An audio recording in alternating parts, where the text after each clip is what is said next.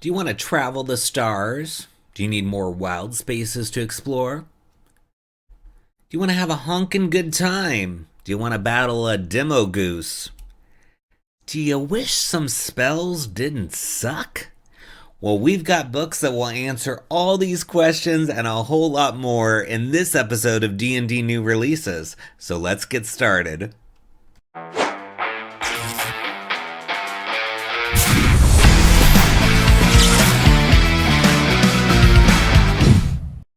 Hi, it's Splinterverse. Welcome to another episode of D&D New Releases, where we offer first impressions of new third-party products for Dungeons & Dragons. We cover a selection of titles from Dungeon Masters Guild and ttrpg each week. The titles are presented in alphabetical order, and all of them are linked in the video description. Purchasing the books using those links helps the channel, but you can also support us by purchasing one of our best-selling books. Our newest release, Dragonlance Companion, offers 180 pages for players and DMs to bring the magical world of Krynn to life. And like many of our books, it's available in hardcover and digital format. Our Swarms of the Multiverse offers over 70 brand new creatures, including their associated swarms, instructions on how to make your own balanced swarms, and lots of bonus materials such as 4 new demiplanes. Our Feywild Companion offers 150 pages of Feywild fun for players and DMs alike. Also, our book, Fizban's Vault of Draconic Secrets, contains over 50 pages of dragon-themed player options, including a subclass for each class and much more. We've got lineages suitable for any setting, as well as optional lineage rules in our Van Richten's Librum of Lineages. With our Potions Unlocked book, we have over 100 pages of material to take potions to the next level in your game. Please support the channel by purchasing our books using the links in the video description. Our first new release is 50 Magical Orbs Arcane Artillery by Ryan Doyle, Vertiger's Table, and it is $2.49 on sale, normally $4.99, and is 38 pages, formatted to fit both your phone and your PC. It says a piece of arcane ordnance represents a powerful and potentially volatile weapon in an adventurer's arsenal. Remnants of an age where societies with advanced magic waged war on one another. These wondrous items are single use and affect an area. They may be discovered in a treasure hoard, offered up as a quest reward, or traded on the black market. They might also turn up in the hands of enemies and come hurling towards our heroes. So very cool stuff. I love consumables, and always having a new one is great. So looking at this, it gives you kind of an information block here about what orbs of magic are and how to use them. This is they're heavy. A creature can use their action to hurl one sphere of arcane artillery 30 feet plus or minus 5 feet for each point in their athletics or strength modifier. So a creature with a +4 in their athletics could reach a point 50 feet away, while a creature with a -2 could only throw a sphere up to 20 feet away. But you can find other ways to get this out there, maybe Mage Hand, who knows, right? So it's got a list of all the different orbs that are available. And so you've got Acidic Mire. It says the orb bursts like a bubble, coating the ground in a 15-foot square centered on the point of impact in a vicious ooze, creating difficult terrain for 10 minutes. When a creature enters the area for the first time on a turn or starts its turn there, it must succeed on a dex saving throw or fall prone. Any creature that starts its turn within the mire takes acid damage, or even more if prone. So that's cool. I like the look of that one. You can imagine that blowing up and causing an ooze-filled mess. So we'll just scroll through and pick another one. Let's look at Divine Fury here. The orb bursts, releasing a chorus of celestial horns and flitting ethereal shapes. Each creature within 20 feet of the impact must make a con saving throw. On a failed save, the creature takes radiant damage and is deafened for 1 minute. On a successful save, the creature takes half and is not deafened. So yeah, that could be fun. Help you in a pinch. Throw that divine orb and see what happens. So look for it in the video description links. It's under 50 magical orbs. Give it a click. Next, we've got Captain Negathorod's Tall Tales of Distant Stars by a bunch of creators, including Sticky Hunter, Aaron Ballou, Dylan Bockelman, Aaron Tierney, Frederick Walker, Jesse Bird, Jordan Carmichael, and a host of others. I can't read them all, unfortunately, but please check that out and click on their names and learn more about them. So it says, included are rules for new Spelljammer ships. So you're going to get some different ships, and they have deck maps, as well as 15 different wild space systems with plot hooks. So, we've talked several times about Spelljammer. Once you start journeying in wild space, you're going to need more than the usual encounter. You can't just throw a bear in the middle of nowhere in space, right? You could, but maybe it's on an asteroid, right? You got to really think it through and make it make sense. So having things like this where you're going to have all these different spaces that you could visit, travel to, as well as all kinds of ships you can encounter with deck plans. And you can see some of the cool layout down here. They've got NPC portraits, maps of the different systems, as well as the deck plans. So that's good. It says also included are rules for NPCs and monsters, including new foes like the ancient Pulsar Dragon, Tessiomancers, Astral Butterflies, and Seatoons. Each wild space system comes with custom hand-drawn art, including art of the system's denizens. So yeah, that's going to be really, really cool to bring this to life. So looking inside, you get to see 9 of the 93 pages. So right off the bat, we're getting to see this place called Ring Space, and there's some plot hooks. And then you've got a legendary item called the Wellspring of the Endless Sea. And then you got the Nautiloid Captain, which is awesome. That's kind of like the cover character. So the stat block for this is a CR8. And then you got another item called Spelljammer Lure. And then you get into SETI Space, which is another one. And you can see the gorgeous maps they have for the different systems. Whoever did that did a great job. I love to look at these little maps. But let's learn about SETI Space. So it says, those familiar with SETI Space know the following facts.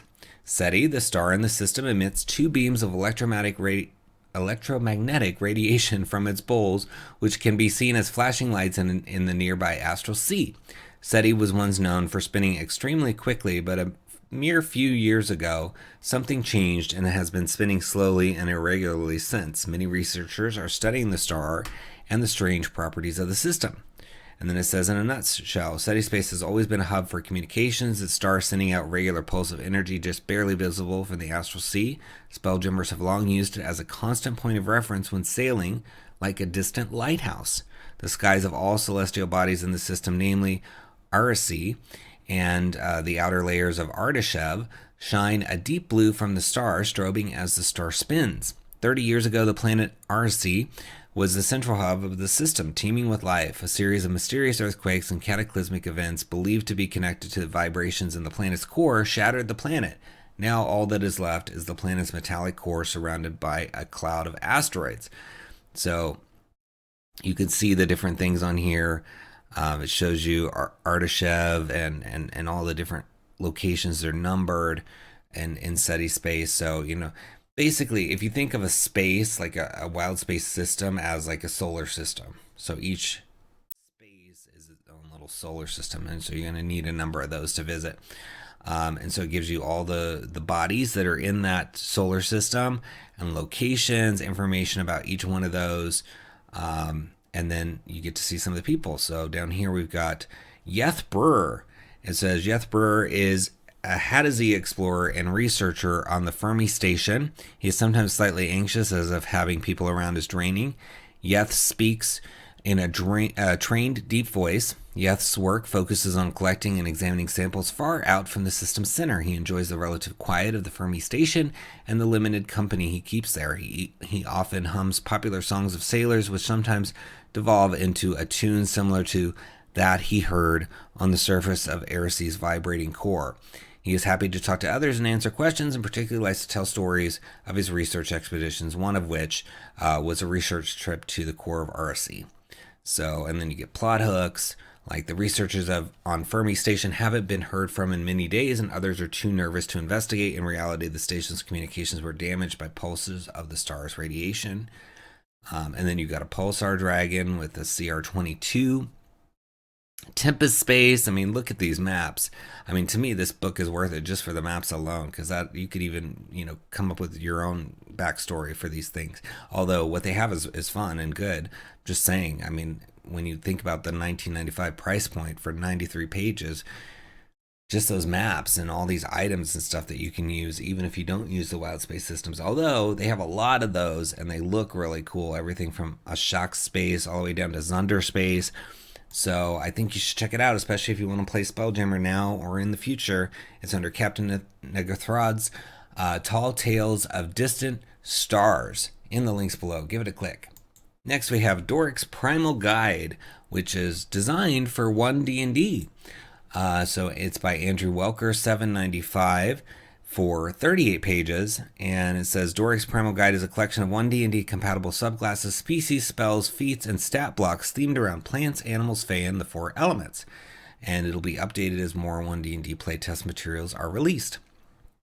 And so it lists all the different ones that are in there. So you got the Frost Domain, the Nature Domain, Circle of the Bow, Circle of the Coven for Druid, 4 different Druid ones, which is cool. You've got the Rogue, Wayfinder, Warlock, the Ancient Worm, the Creeping Vine.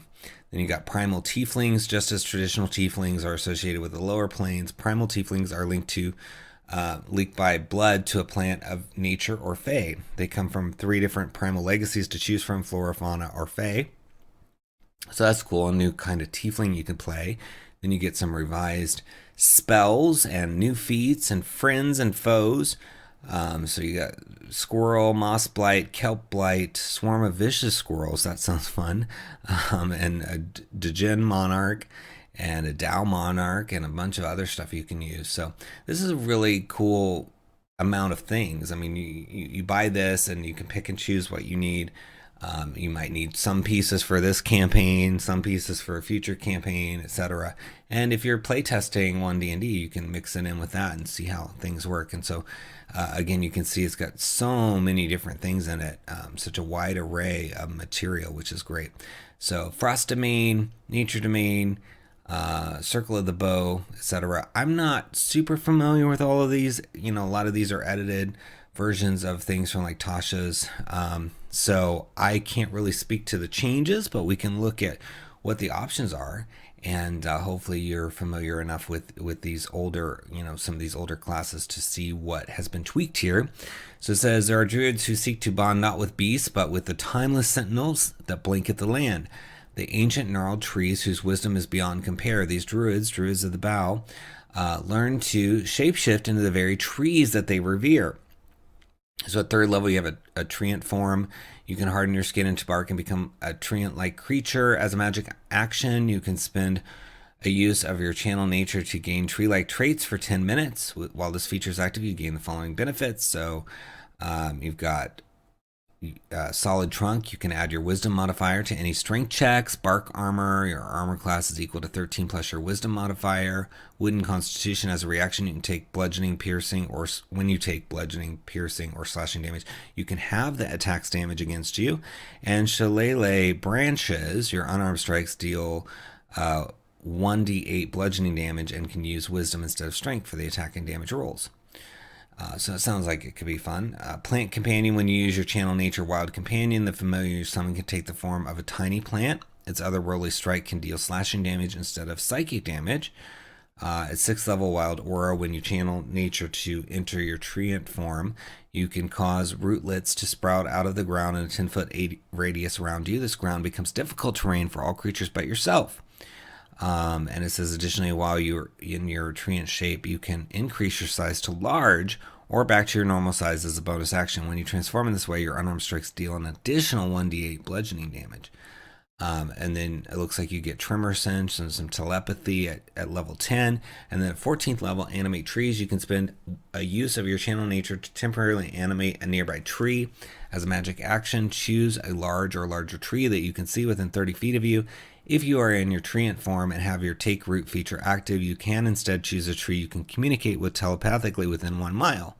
This tree becomes an awakened tree that is friendly to you and your companions. It acts on your initiative and takes its turn after you. And it says it returns to mundanity after 1 minute or when it is reduced to 0 hit points.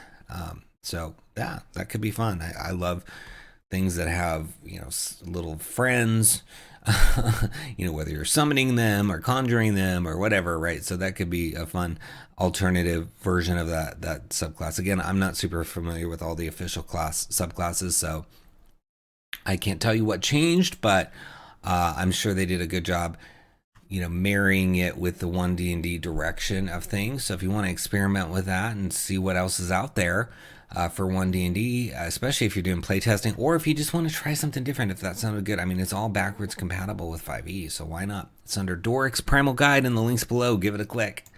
Next, we have Fate Connections by DM++. It is a $1 suggested price on Pay What You Want for 6 pages, and it is an optional rule that can add a new level of depth and intrigue to your game by creating positive and negative connections between players using fate and these little fate tokens, I guess. To enhance gameplay, you encourage role-playing and improve the overall experience for everyone involved.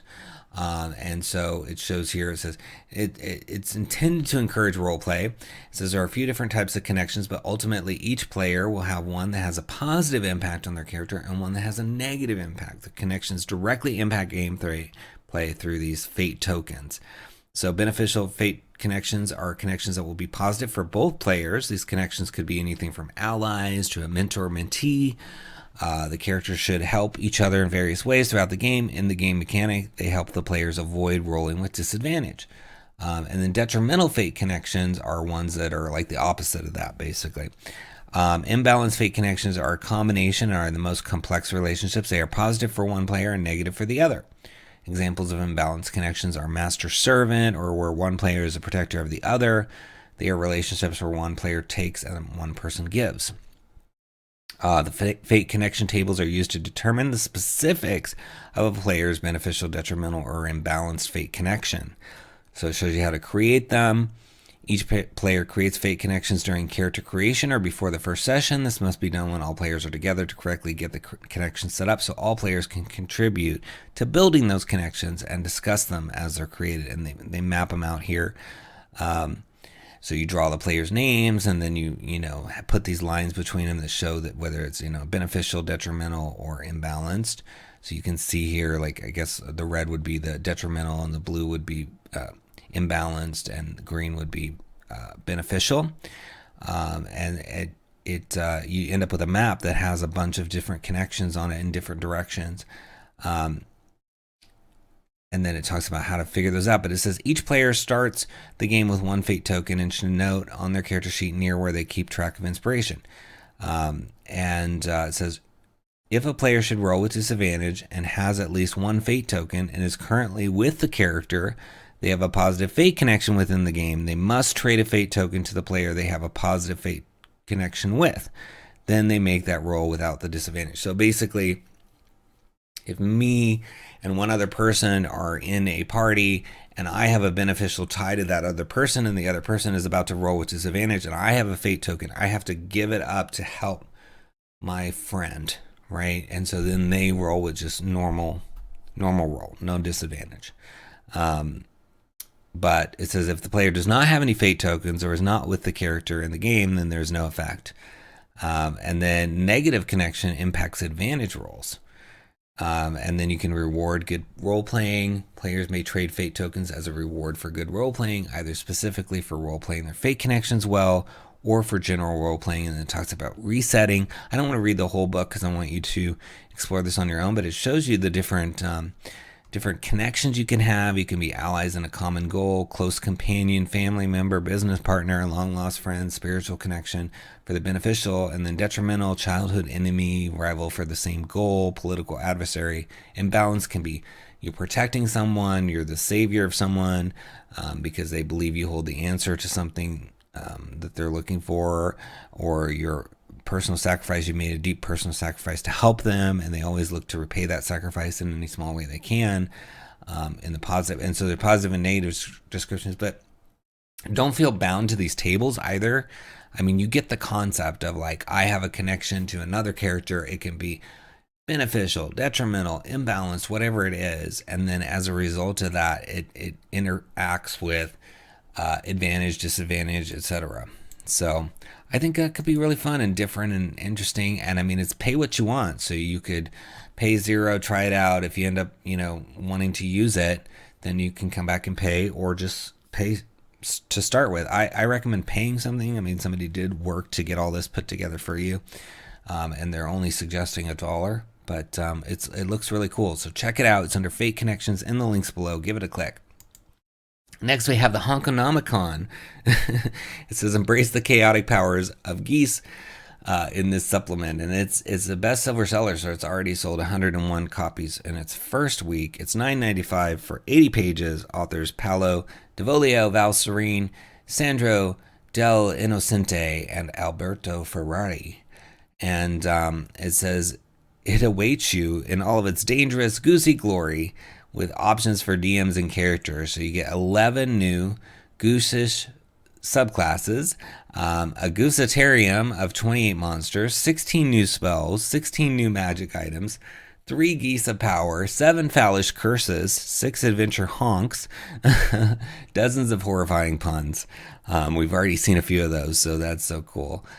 You can see some of the layout here. It looks so cool. The artwork for these geese is just, this is not stock artwork. You don't have tons of stock artwork out there for geese and gooses doing things like this. Yeah, you have ones that are out there that are stock art for like natural real world geese, but not these kind of fantastical. This looks like some sort of geese. I don't know. It says demo goose, maybe. I don't know. And Megusa with like geese coming out of her head. The gray honker. This is all custom artwork. So, and in the age of AI art everywhere, it's great to see creators funding artists. So awesome. And I think this is going to be really fun. I'm going to add it to my wish list when I'm done with this video for sure. So it's got all sorts of items like the honkarina, the goose slinger, the honkin' bunker. I think I'm just laughing just reading this, so you can imagine how much fun at your table you're going to have. It says the real game of the goose, the totally normal goose figurine. There's just so much art in here too. Goosatarium. So all these, look at this CR range. Okay, so it goes from 0 all the way to 26 for the Goose. So you have a CR26 Goose. You can have a whole goose themed campaign. Maybe it's a homebrew world where the geese have taken over, or maybe it's a part of the Forgotten Realms, and some magical event has happened and turned many of the terrors into goose things, right? And there's probably hooks in here to help you do similar things to what I'm describing. And then you can have them fight a honkatrice, a Megusa, a gray honker, all the way to the Goose as the final, battle. And they could be like, we're sick of these geese. You could make them triggered when they see geese in real life from battling all these geese in game. So you get, it says honkify your monster if you wish. So you can turn a monster into goose related version by changing its physical appearance and behavior and adding the goose tag to it. See, so you can even get crazier. You can do a gooseacorn, honkering beaker, Vronk. But here's that art. Look at that. That's so cool. And then it's the Ansarath, it looks like. The honking chaos is the demon lord of anger and pointless destruction, originally created by Pazuzu as his war dog. Ansarath immediately fell out of control and ran away from its master. After doing so, the honking chaos first joined Demogorgon, then abandoned him to go on its own way. Now Ansarath nests in the seeping woods of Yanaguru's realm, claiming no allegiance to any demon other than itself, and frequently scouring through the abyss in search for an excuse to move the battle to anybody or anything. And then it's got a whole layer, information on the layer actions, regional effects, and then some fallish mutation. It says when Ansarath feeds upon a creature, it randomly twists and warps the creature's body to make it more and more in the demon lord's resemblance until it becomes a horrifying demo goose. Yeah, that would be horrifying. When this happens, roll on the fallish mutations table. The greater restoration spell or similar magic heals a mutation, as does a remove curse spell cast by a goose creature. So you've got all the mutations. So the first one is the target's feet become webbed. Its speed is halved, but gains a swim speed equal to its basic speed. And number 8 on the D8 table is the target's brain shrinks and becomes a goose brain. The target has advantage on saving throws against being frightened and disadvantage on intelligence check rolls, ability checks, and saving throws. So yeah, they're trying to really bring the goose feel to life here, and it's cool. So CR23 Ansarath, the honking chaos. So wow, that's cool. And then here's the demo goose. It says, one of the noisiest and filthiest spawns of the abyss. The demo goose is a fiend that exists as a result of Ansareth's chaotic corruption on another life form, since even just the mere vicinity of the honking chaos is enough to make any hatching egg generate a demo goose. These foolish horrors follow the demon lord's path and are considered an ominous sign of its influence over a region. That's a cool backstory, that it could just be near an egg of some kind and it's going to cause it to hatch into these. So the demo goose can be a 3 or a 7 depending on what you want there, because you can have a regular demo goose or a demo goose of many mells, and then you got a feather golem. That's fun. I didn't expect a golem in here, but that totally works because you can have all the feathers. So there's a CR4. I mean, this book is just full of fun things, and it's just really unique, right? Like, nobody was out there thinking, oh, Wizards is going to release a book focused on geese, and these creators decided to do such a thing, and so it is the book for geese related Dungeons and Dragons content. I mean, there is no other, and this one does it really well. There's even these fun magic items like the Goosebumps cloak here that I think you should click on the link and read for yourself. There's a lot to read in here. I want you to check it out. And I mean, $9.95 for 80 fun pages like this is really worth it. So I hope you look for it in our video description links. Give it a click. It's Honkonomicon, and have a fun time with that. Next, we have the Prognosticator, however you want to say it, tarot reading class for 5e by Snoop Diglett or Dylan Ackerman. And I love this cover. I mean, this artwork is really beautiful, and it's just so reminiscent of 1E, I guess you would say, or first edition, or however you want to call it these days. So it has a suggested price, so you can put in $1.35 or whatever. They're suggesting $1.35, but you can type in whatever you want. You got 15 pages here. It says, introducing the Prognosticator, a spellbinding new class for Dungeons and Dragons. It is a tarot-based caster whose abilities center around the mystical power of the tarot deck, using a unique blend of strategy, fate manipulation, and spellcasting to forge their own destiny and aid their allies. As a Prognosticator, you'll customize your tarot deck, drawing from the powerful major arcana and the elemental minor arcana to create a hand of cards with versatile and ever-changing effects. As you level up, you'll unlock the ability to empower card suits, increase your hand size, and gain more access to more potent major arcana cards. The Prognosticator offers a highly strategic and customizable playstyle with abilities that allow you to manipulate your hand, alter the cards you draw, and even play multiple cards in a single turn. In addition to their tarot abilities, the Prognosticator can also tap into traditional spellcasting, making them a force to be reckoned with on the battlefield.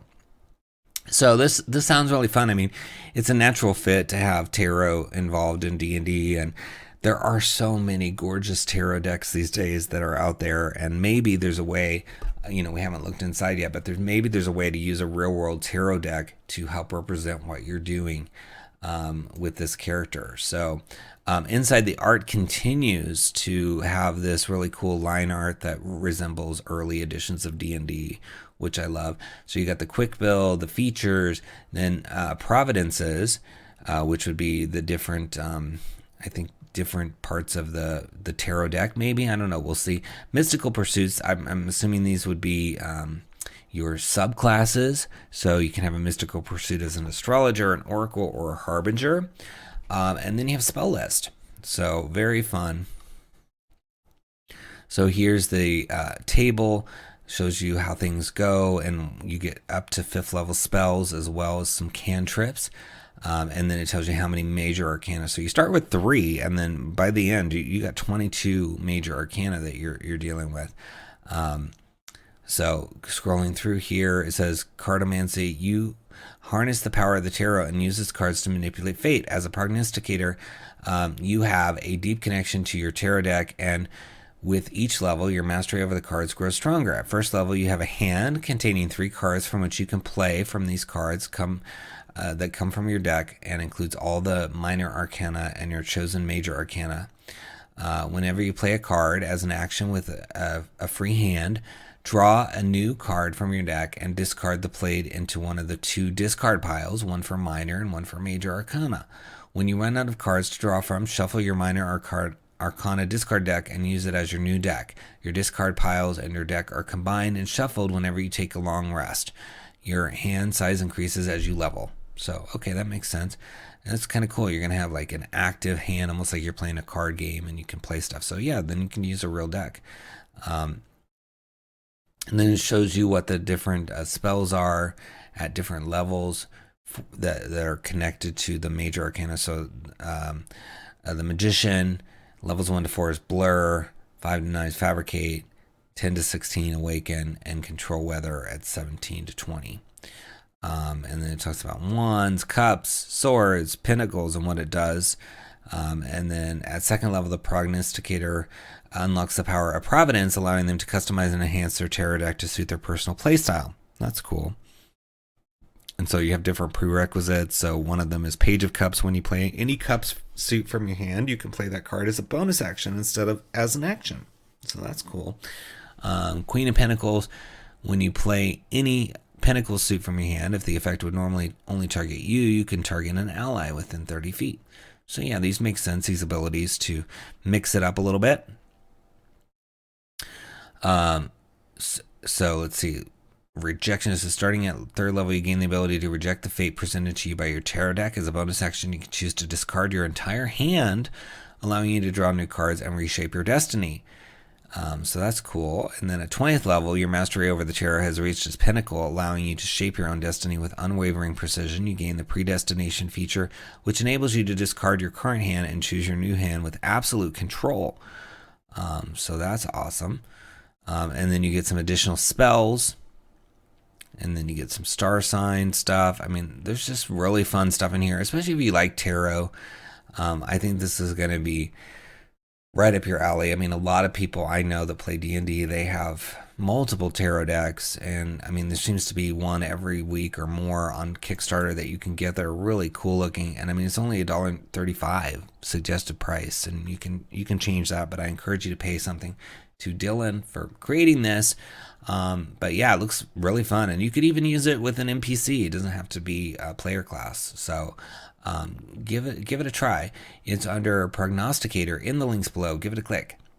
Next we have Save or Suck from Daniel Kahn, Spencer Hibnick, and Trikiros. It's $4.95 for 28 pages. And you know, we all know those spells where it's like you cast it and then the target makes a saving throw, and if they succeed, you basically just wasted your turn because nothing happens. I mean, a lot of them do half damage or, you know, something to at least make it worth casting it. But some spells are older and they just don't have that modernization where they've tried to give you something with it, right? So this kind of fixes that because they've got this new rule, which is close save. Lesser effects that happen when a creature saves by less than 5 on a save or suck spell. So, you know, if the DC is 20 and, you know, they roll a 23, right? So they succeed, but it was less than 5 more than was needed, right? So that means they would have this sort of secondary effect that happens. So it gives you 60 revised save or suck spells to incorporate the close save mechanic, making them more reliable and satisfying to use. And you've also got a new feat, magic items, and a variant class to bring those close saves into your game. And you can see the layout is really fun as well, which is also really good. So yeah, I love this. I think it's going to be a really fun, helpful book because everybody gets tired of those save or sucks, you know, spells. So I love it. So it goes through the close save, how that works, you know, dealing with some other optional rules like legendary resistances, and then you got a feat of reliable spell casting, and then talks about some magic items, the gem of reliable spell, potions of reliable spell casting. So these probably do similar effects, which is cool, and other ways to make your spells more reliable. And then you got some class features, Artificer Infusions, Metamagic, Eldritch Invocations, variant class features as well. And then you get into all the spells, and it goes from first level, Animal Friendship, all the way to 9th level with Wyrd. So nice coverage of so many spells here. So it just goes through the close save, gives you some examples, and then it talks about how to create your own effects, which I think is really important, because once you introduce this sort of close save mechanic, you may need to use it for homebrew spells. You may need to use it for other effects in your game that are similar, or maybe you want to even write some spells that are kind of along that reliable vein. So it's cool. And then it talks about how to deal with power creep. It says the close save system is intended to address the satisfaction of playing a spellcaster using spells that normally have a save or suck outcome. Using these mechanics essentially ensures the spellcaster accomplishes something on their turn 25% more of the time, which is intended to make using those spells more satisfying and fun. However, while the close save effects are not very powerful, the system is an exclusive buff to spellcasters, expanding the idea of close saves or perhaps near misses to martial characters is beyond the scope of the supplement, but you may decide to incorporate those mechanics on other things as well. So as I was saying, you might want to expand beyond that. Or maybe they'll make a sequel. They'll make a sequel book, and then you can use that. So it says many powerful creatures have the legendary resistance trait, which allows them to choose to succeed on saving throws a specified number of times. For reasons addressed above, this trait can be unfun in many circumstances, wasting a player's action. The close save effects presented in the reliable spell list variants below can be used to lessen the extreme effects of legendary resistance. When a creature fails a saving throw, it can use this legendary resistance to instead suffer the effects of the spell as if it had made a close save. So that again could make it a little bit more interesting, like, okay, it's going to be slightly slower to move instead of whatever the big effect was going to be, right? So there is some impact, and the turn wasn't wasted. I know me personally, when I'm playing and combat is taking forever, and it's like, okay, I finally get to my turn, and then I cast something, and then the legendary resistance is like, it had no effect. It's just like, okay, so now I get to wait another 20 minutes to do anything, and it's like, it's really a downer and discouraging. And I know crafty DMs can get around that and stop that from happening, but it takes practice, it takes thought to get around that, and it's not always possible. So you get magic items, you get class features, but here I want to really focus on these spells, because that's, I think, the key of these things. So let's pick a spell to look at. Entangle's one that I really like a lot. So Entangle, it says grasping weeds and vines sprout out from the ground in a 20-foot square starting from a point within range. For the duration, these plants turn the ground in the area into difficult terrain. A creature in the area, when you cast this spell, must make a strength saving throw. On a failure, it is restrained by the entangling plants until the spell ends. A creature restrained by the plants can use its action to make a strength check against your spell save DC. On a success, it frees itself. So that's kind of almost like the normal thing, right? But here we go. On a close save, a creature's movement speed is reduced to 0 until the end of its next turn, unless it uses its action to escape the entangling plants.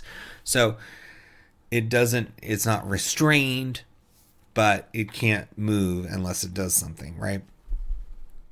It has to give up its action. So it's like a lesser version of the effect.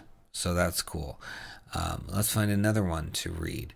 So blindness, deafness. So it says you can blind or deafen a foe. Choose one creature that you can see within range to make a con saving throw. If it fails, the target is either blinded or deafened, your choice, for the duration. At the end of each of its turns, the target can make a con saving throw. On a success, the spell ends. But on a close save, the target is blinded or deafened, your choice, until the start of its next turn.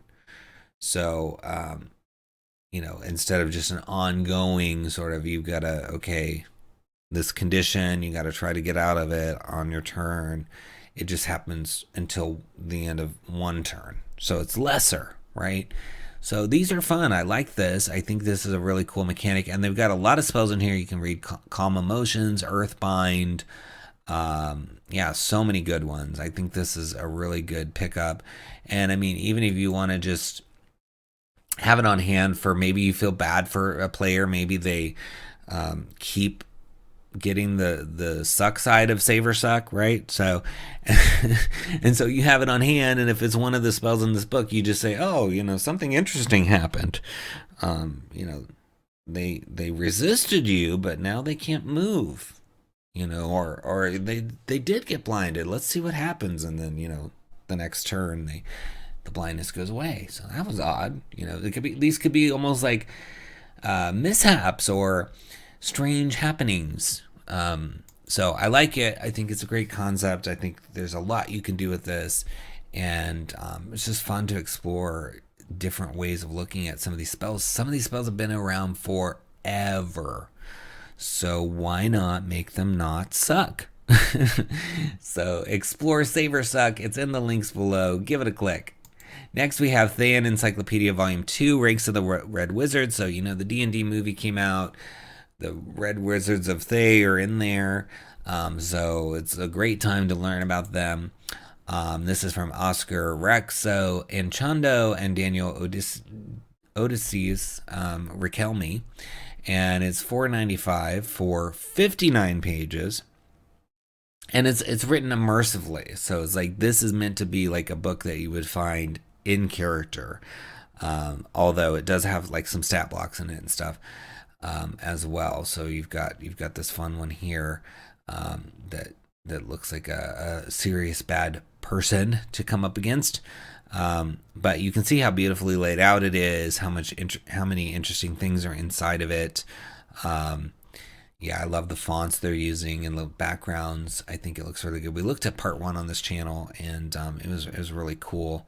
But yeah, I mean, tons of stuff. I mean, it is 59 pages, and going through all the different areas of Thay and these wizards and what they're up to. I love this little pyramid symbol here, and they've got wax seals. I mean, it really feels like this could be something you could find in the wild in Forgotten Realms. So yeah, you've got exteriorology, Zodiac exteriologist Kaskova, with some information on Kaskova, and regarding Memorius Inc. So after our most recently published works, many readers have written to us asking about our organization. It seems that in our haste to thoroughly research our source materials and publish the results, we neglected to explain the motives that drive us. And so you can find out about those. Summary of Thayan Encyclopedia Volume 1, Land of Necromancy, and then Volume 2, Ranks of the Red Wizards. I love that book. That looks cool. Oath of the Unbroken Circle. I mean, I'm just scrolling so you can see how many cool little icons are in here, different characters, and fun stuff to explore. So there's Alakir here, who looks to be a red wizard, a CR4, and Barakir, another red wizard who is a CR6. So yeah, you can battle the red wizards in your table, including having things that people can read. I mean, obviously you wouldn't want the players reading the stat block, but you don't have to give them all the pages. You can just give them the pages you want them to read. Maybe a page got torn out of this, and they learned some things that they didn't otherwise know. But it says, few people are as talented as Zodiarch exteriorologist Kaskavor, and fewer still have gone through so much in their lifetime. First exposed to magic by his 4 grandparents, all members of Mitra, he was destined to become an excellent caster. Alas, tragedy would soon come to his life in the form of the 5th Expedition's massacre, in which his grandparents perished. Resolved to keep people away from him, or away from harm, he specialized in divination and soon joined Mitra. After graduating as an Afrokrima, he managed to put his talents to good use, only to suffer another tragic loss, this time at the start of the First Contact War, which took the lives of the rest of his kin. Soon after, he took a particular interest in necromancy, in which he excelled at. He fused it with divination magic to try and sense potential death and traps or unexpected attacks. His talent would only become more prominent after his participation in the 6th expedition, when he found the Filia Mortinus Mortisanorum in the Anthropian Library. After translating it single-handedly, he used the book, which talked about the cycle of vital energies, to develop a transliminal equation that allows one to see deep into the far realms, where extraplanar entities reside. This advancement not only created a current of exteriology, but also earned him a seat of the Zodiarch in 375 AAL. Today, he is considered the most powerful mage of Urbs Tritios. So, fun stuff. Little notes in here. I love those scraps of paper look. I think this will be fun. It's only $4.95 to get 59 pages of cool stuff and some stat blocks and some really cool images. So, check it out. It's under Thayan Encyclopedia Volume II in the links below. Give it a click. Next, we have Unearthed Spoils, issue 14 from Grimm Press, $9.99 for 33 pages. Author Sandy Lawson and Sandy Koch. And it comes with the Jotunheimer patron, which is, it says a warlock patron from dealing with giants. It looks like the Stone Domain. These clerics serve deities that provide the foundation from which all life is built. The botanist background. It says you spend a lifetime studying plants. Your knowledge is useful every day. Gigantic spells. Magic users should tap into the largest knowledge base available to play their game. Massive magic items, creatures at large, and a 7th level adventure. So there's a giant focused supplement coming from WotC very soon. So this should fit right along with that. You can see some cool maps in here and stat blocks. You got a Spriggan, a wood elf druid, lots of magic items as well.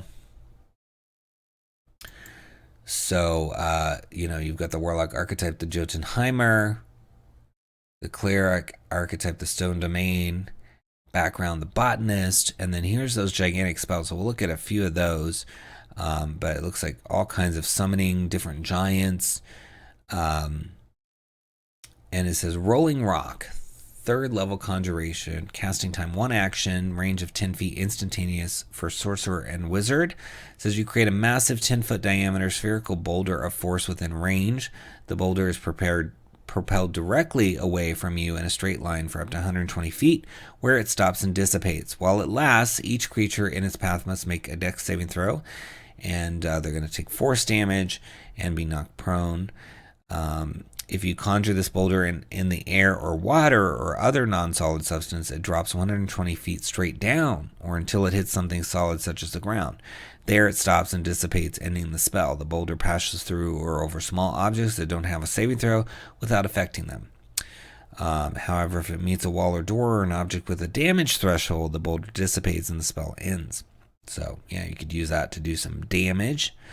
And then you've got, it looks like, an avalanche spell, which is a 5th level evocation, 1 action, 300 feet, druid, sorcerer, wizard.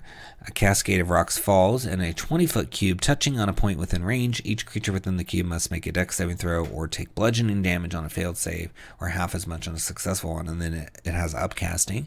These seem really cool giant-related things. And you get, with your botanist, you get your feature plant adept. You have advantage on intelligence nature checks to identify plants or any creature with the plant type keyword. So, this is all going to fit nicely, I think, with the new giant supplement coming from Wizards. So check it out. It's under Unearthed Spoils 14 in the links below. Give it a click. Next, we have the Wyrd, a versatile class for those transformed by a mysterious quirk of fate, by Haggard Clint and Haggard Time Games, 1999.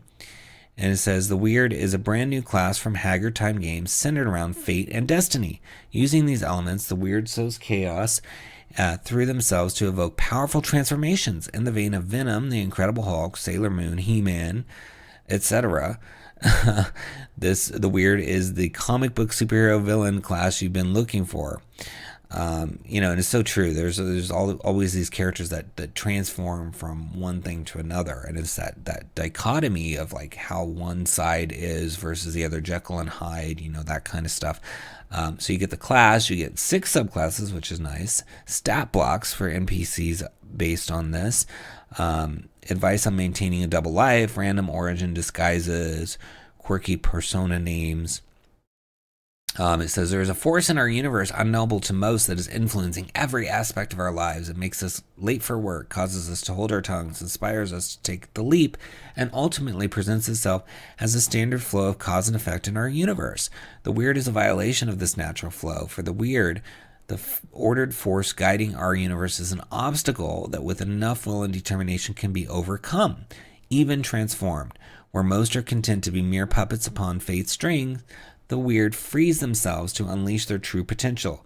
Weirds are ordinary creatures transformed by an impossible fate. So, yeah, this could be really fun. I love the artwork on the cover, too. So, goes through all the different things, the subclasses, and it says weird weirdos, which is just, some of the, I think NPCs probably, but we'll look and see what we can see in here. So, it is 26 pages. You can see 7 in the preview. And it lists some of the famous ones that are known. So, Captain Marvel, Johnny Blaze, Spirit Rider, even Hal Jordan in here. So that's cool. So we're not seeing any of the mechanics, but we can read a little bit about how, the concept. So it says local law enforcement often take issue with weirds as if they were puppets of fate itself, a common hazard of weird life. Their penchant for taking matters into their own hands causes many to see them as either villains or vigilantes.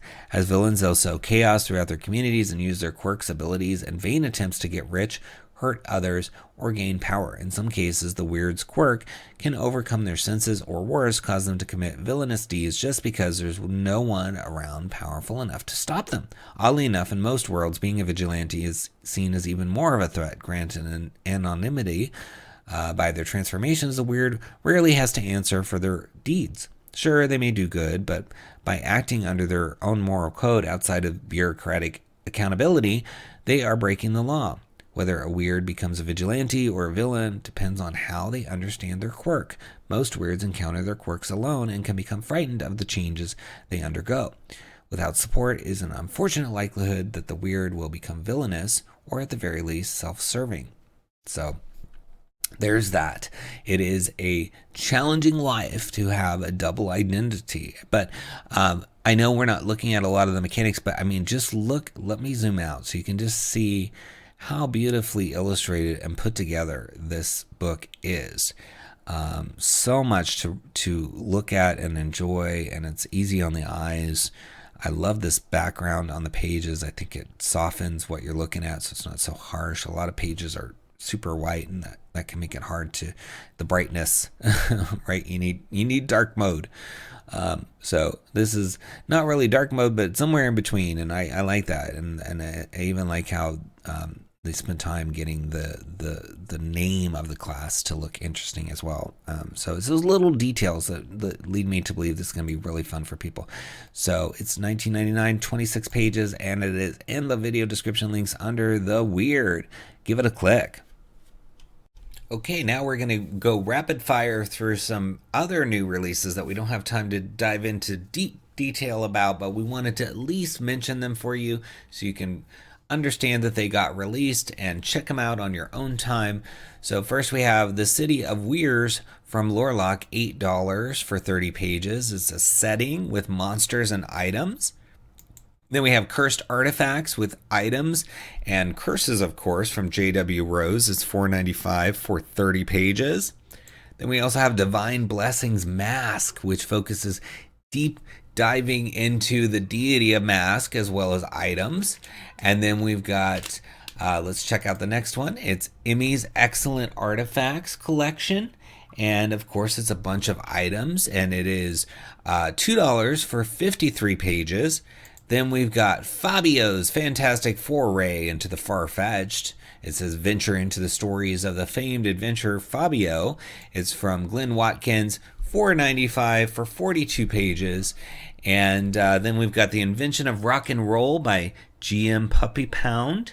And it is a suggested price of $4.99 for 28 pages. And this one is an adventure for Tier 2. Then we've got Kyrie's Mystic Addendum with feats, spells, and items for you from John Sanders. Suggested price of 50 cents for 12 pages. Then we've got The Missing Marvioso Mage which is an adventure for level 4 from John Bryant, and it's $4.95 for 13 pages. Then we've got Iron Kingdom's latest supplement for the Iron Kingdom setting from Privateer Press. It's Mysteries of the Maiden with Seeressist options for Requiem, and it is $1.99 for 11 pages. And I find this setting a lot of fun. I think you should check it out. It's got a subclass and spells. And then there's The Mystery of Knacker's Hill. It's a Volo's Vetted Vendor's Adventure for 4 to 6 5th level characters. And it's from Michael Augustine, and $4.95 for 60 pages. Then you've got the Sandbox Generator, which is system neutral reference. It's also available in print on demand from Atelier Clandestine. It's 156 pages.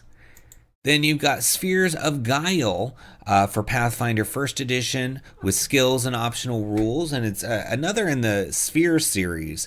They did the Spheres of Might and some other spheres that kind of change how you use various combat systems. So this one's focused on changing how you use skills, which could be really fun.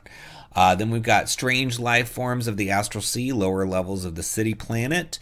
The latest from Matt Popovich, which gives you a bunch of new monsters. It's 12 pages. Then we've got Untold Subclasses Disc Knight, which is a fighter subclass and includes an item and a stat block for an NPC, $1.95 for 7 pages. And then we've got Way of the Manifestation, which is a monk subclass, and it is exactly $2.99 for 7 pages from GMBF Homebrew, and it looks like a lot of fun as well. Well, that's all the new releases for this week. I hope you check them out. Click those links in the video description and help out these creators. Please subscribe to the channel, like the video, leave a comment for the algorithm, and let us know what you're picking up, what titles you like, what interests you, what books you're looking forward to, maybe that haven't released yet, whether you're going to check out the new Wizards book or not, whether you saw the movie, anything you want to share with us, we're always interested. And like I said, click all those links, support these creators, and if you purchase anything, even a book we didn't talk about, after you click those links, you're going to help support the channel through a small affiliate fee. So we really appreciate when you do your shopping with us. So if you can just come to one of our videos and click one of our links first when you're ready to shop, that really helps a lot. We've also got 7 books we've released that are listed down there in the video description, or you can find out about those at splinterverse.com. We've got a massive Kickstarter coming later this year for 2 books. It's a setting and an adventure, so you're going to want to be around for that. It's going to be really, really fun. Can't wait to share more. And my tip for creators this week is to think about the files and the names of the files of the things that you upload. Too often I see file names all over the place, don't go together. One has the title, one doesn't, one has underscores, one doesn't. And let's say you buy 5 books. It can be hard to find, well, does this map file go with this other book? Or, it's just a frustration that your customer then has to undertake. So make it easy for them. Put the title at the beginning of every file name. Make sure if you're going to use underscores, that you use underscores on all of them.